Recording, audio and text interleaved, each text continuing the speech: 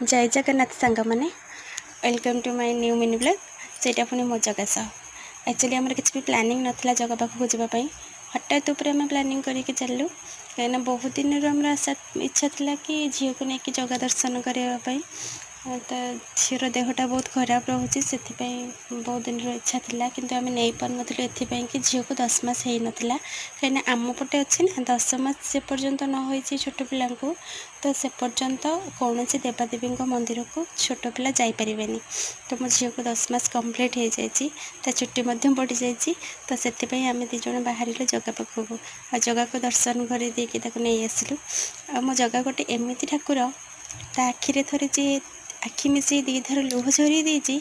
किसी मागवा ही पड़ेनि किसी कहवाक पड़ेनि जगह सबकि आपे आपे दे दिए यहाँ मो निज अनुभूति कहूँ कहीं यहाँ मो सहित बहुत थर घटी आशा करुँची आपण मानक मो वीडियो भल लगुव